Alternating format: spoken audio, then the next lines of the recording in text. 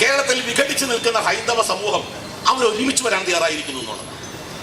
കേരളത്തിലെ ഈ സാമൂഹ്യ സാഹചര്യങ്ങളിൽ ഹിന്ദു ഐക്യം അനിവാര്യമാണ് എന്ന് കണ്ടെത്തിക്കൊണ്ട് കേരളത്തിലെ ഹൈന്ദവ സമൂഹം ഒരുമിക്കേണ്ട ആവശ്യകത മനസ്സിലാക്കിക്കൊണ്ട് രണ്ട് പ്രബല സമൂഹങ്ങൾ അവർ ഒരുമിച്ച് വരാൻ തയ്യാറായിരിക്കുന്നു.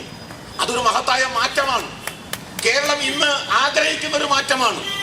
ആ മാറ്റം ഇന്ന് വളരെ സന്തോഷത്തോടെ കേരളം കാത്തിരിക്കുന്ന ആ ഐക്യം അത് രണ്ട് സമുദായ സംഘടനകൾ തമ്മിലുള്ള ഐക്യമല്ല, രണ്ട് സമുദായങ്ങൾ തമ്മിലുള്ള ഐക്യമല്ല. കേരളത്തിലെ മുഴുവൻ ഹൈന്ദവരും ഒരുമിച്ച് നിൽക്കുമ്പോൾ മാത്രമേ നാളെ ജമാഅത്തെ ഇസ്ലാമിയുടെ ആഭ്യന്തരമന്ത്രി കേരളം ഭരിക്കുമെന്ന സാഹചര്യം ഒഴിവാക്കണമെങ്കിൽ, ജമാഅത്തെ ഇസ്ലാമിയുടെ